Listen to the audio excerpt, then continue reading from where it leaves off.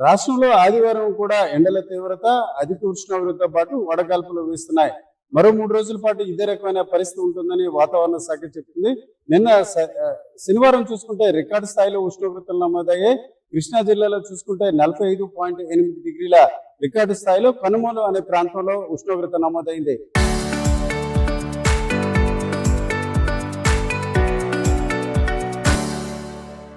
ఇక అనకాపల్లి జిల్లాలోని మాకవరపాలెంలో కూడా 45.5 డిగ్రీల సెల్సియస్ నమోదైంది. ఈరోజు చూసుకుంటే ఆదివారం మరింత భానుడి తీవ్రత ఎక్కువగా ఉంటుందని వాతావరణ శాఖ అధికారులు చెప్తున్నారు. ప్రధానంగా చూసుకుంటే ఇటు బాపట్లతో పాటు కృష్ణా, గుంటూరు, అలాగే నెల్లూరుతో పాటు వివిధ ప్రాంతాల్లో చూసుకుంటే ఈరోజు 44 నుంచి 46 డిగ్రీల సెల్సియస్ ఉష్ణోగ్రత నమోదయ్యే అవకాశం ఉంటుంది. అంటే తుని నుంచి చూసుకుంటే దక్షిణ కోస్తా జిల్లాలంతా కూడా ఇదే రకంగా ఉంటుంది. ఇకపోతే చూసుకుంటే సాగర్ తీర ప్రాంతంలో హ్యూమిడిటీ, తేమ శాతం చాలా ఎక్కువగా ఉండే పరిస్థితి ఉంటుంది.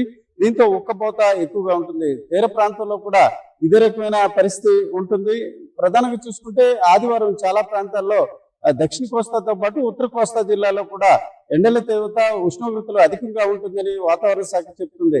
ముఖ్యంగా చూసుకుంటే ఇటు శ్రీకాకుళం, విజయనగరంతో పాటు విశాఖలోని తో పాటు పార్వతీపురం మరియు అల్లూరి సీతారామరాజు జిల్లా, పోలవరం ప్రాంతాల్లో చూసుకుంటే ఈరోజు 42 నుంచి 44 డిగ్రీల సెల్సియస్ ఉష్ణోగ్రత నమోదయ్యే అవకాశం ఉంటుంది. వాతావరణం భిన్నంగా ఉంటుంది. అంటే ఒకవైపు ఉక్కపోత, మరోవైపు ఎండ తీవ్రత అధికంగా ఉంటుంది. తీర ప్రాంతంలో కూడా ఇదే రకమైన వాతావరణం ఉంటుందని వాతావరణ శాఖ అధికారులు చెప్తున్నారు. ఈ పరిస్థితి ఈ నెల 27వ తేదీ వరకు కూడా ఉంటుందని చెప్పడమే కాకుండా మరోవైపు కేరళను ఈ నెల 26వ తేదీన నైరుతి ఋతుపవనాలు తాకడం ద్వారా వివిధ ప్రాంతాలకు క్రమంగా విస్తరించే అవకాశం ఉంది.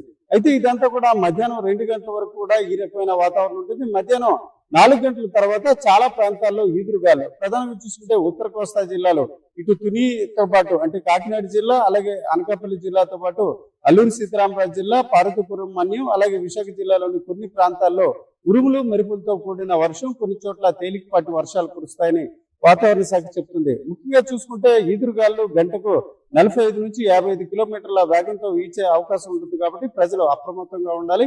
ముఖ్యంగా పశువుల కాపరులు నీడ కోసం వర్షం వచ్చే సమయంలో చెట్ల కిందకు పశువులు కానీ వారు కానీ చేరవద్దు. అలాగే వ్యవసాయ పనులు చేసేవారు కూడా చెట్ల కింద చేరవద్దని కూడా వాతావరణ శాఖ సూచిస్తుంది. దీనికి తగ్గట్టు నేను చూసుకుంటే అనకాపల్లి జిల్లాలోని సత్యవరం, అలాగే నక్కపల్లిలో ఈ రకంగానే పిడుగులతో పాటు చెట్లు కూలిపోవడంతో 3 వ్యక్తులు వేర్వేరు ప్రాంతాల్లో మృత్యువాత పడ్డారు. ప్రధానంగా పిడుగులు పడే అవకాశం ఉండడంతో ప్రజలు, ముఖ్యంగా రైతులు గ్రామీణ ప్రాంతాల్లో చెట్ల కింద నీడ కోసం కానీ వర్షం నుంచి కాపాడుకునే క్రమంలో అక్కడికి పశువులను తరలించడం లాంటి ప్రయత్నాలు చేయలేదని చెప్తున్నారు.